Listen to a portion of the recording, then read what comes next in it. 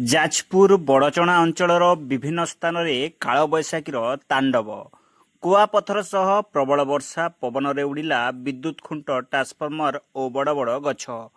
ବଡ଼ଚଣା, ଛତିଆ, ବାଲିଚନ୍ଦ୍ରପୁର ଆଦି ଅଞ୍ଚଳରେ କାଳବୈଶାଖୀର ତାଣ୍ଡବ ରଚିଥିବା ବେଳେ ବଡ଼ଚଣା ବ୍ଲକ ମୂଳଝର ଗ୍ରାମର କାଳବୈଶାଖୀର ଅଧିକ ପ୍ରଭାବ ଦେଖିବାକୁ ମିଳିଛି।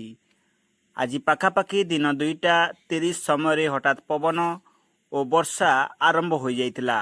ପରେ ପବନର ବେଗ ବଢ଼ିବା ହେତୁ ଉକ୍ତ ଅଞ୍ଚଳରେ ବିଦ୍ୟୁତ୍ ଖୁଣ୍ଟ, ଗଛ ଓ କେତେକ ଘରୁ ଆଜବେଷ୍ଟର ଉଡ଼ାଇ ନେଇଥିବା ଦେଖିବାକୁ ମିଳିଛି।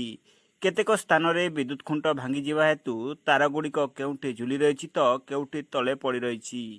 ଏଥିପାଇଁ ବିପଦକୁ ଆଖି ଆଗରେ ରଖି ଉକ୍ତ ଅଞ୍ଚଳରେ ଏବେ ବିଦ୍ୟୁତ୍ ସରବରାହ ବନ୍ଦ ରହିଛି। ବ୍ୟୁରୋ ରିପୋର୍ଟ, ସନ୍ଧାନ ନ୍ୟୁଜ୍।